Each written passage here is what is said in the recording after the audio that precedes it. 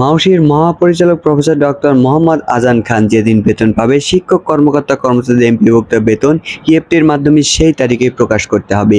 আজকের শিক্ষকদের আন্দোলনের সেরই পরিপ্রেক্ষিতে আজকের তার সঠিক ফলাফলটি উপস্থাপন হয়েছে। তিনি মেনে নিয়েছেন, তিনি বলেছেন যে আমার কর্মকর্তা কর্মচারীরা যেদিন বেতন পাবে আপনারাও সেই বেতনটি সেই তারিখ থেকে অবশ্যই পাবেন।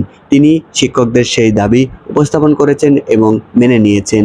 কারণ তিনি বলেছেন আজকে আমাদের 18ই মে শিক্ষক কর্মকর্তা কর্মচারী একটি বিশাল আন্দোলন করেছিল এবং তারা বলেছিল সঠিক সময়ে ডাক না আসলে তাদের সচিবালয় বলে। রোববার 18 মে দুপুরে মহাপরিচালকের সঙ্গে সাক্ষাৎ শিক্ষক প্রতিনিধি দল দৈনিক শিক্ষা.com-কে জানিয়েছেন, শিক্ষকরা দাবি করেন মহাপরিচালক আমাদের এই আশ্বাস দিয়েছেন যেদিন তারা বেতন ছাড় হবে সেদিন সারা দেশের শিক্ষকও বেতন দিতে হবে, তবে সেখানে কোনো সাংবাদিক উপস্থাপন ছিল না।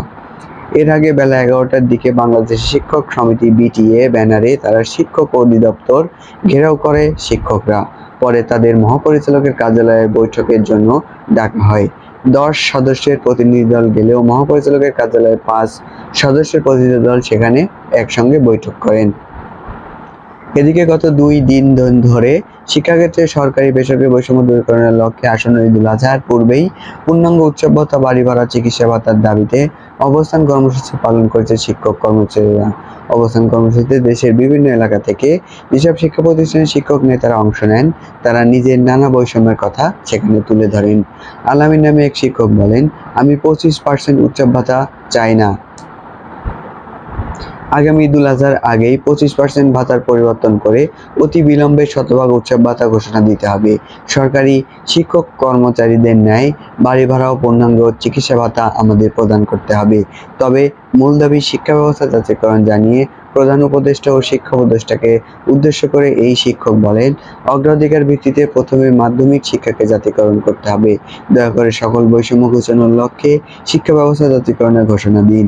আর্থিক প্রাপ্তির ক্ষেত্রে সকল বৈষম্য বুঝিয়ে প্রজ্ঞাপন দ্রুত জারি করুন। 2023 খ্রিস্টাব্দে জাতীয়করণের দাবি টানা 22 দিন প্রেস ক্লাবের সামনে লাগাতার অবস্থান কর্মসূচি মনে করিয়ে দিয়ে আলামিন বলেন, কাফনে কাপড় যেহেতু গায়ে জড়িয়েছি, হয় কারাবরণ না হয় জাতীয়করণ অথবা মৃত্যুবরণ। এছাড়াও আমরা এই রাজপথ ছেড়ে কখনোই যাব না।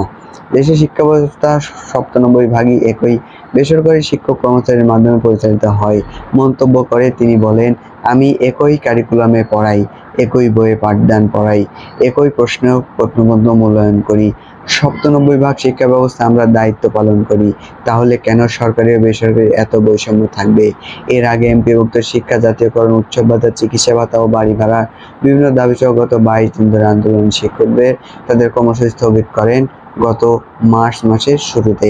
তো এই ছিল আজকে বিস্তারিত ভিডিও। পরবর্তী কোনো আপডেট ভিডিওতে পরের আপডেটটি তুলে ধরবো। সেই আপডেট ভিডিও পেতে আমাদের চ্যানেলটি সাবস্ক্রাইব করবেন, নোটিফিকেশনটি অন করে রাখবেন। আজকে ভিডিও এখানেই শেষ করছি। সব সাথে থাকার জন্য অসংখ্য ধন্যবাদ।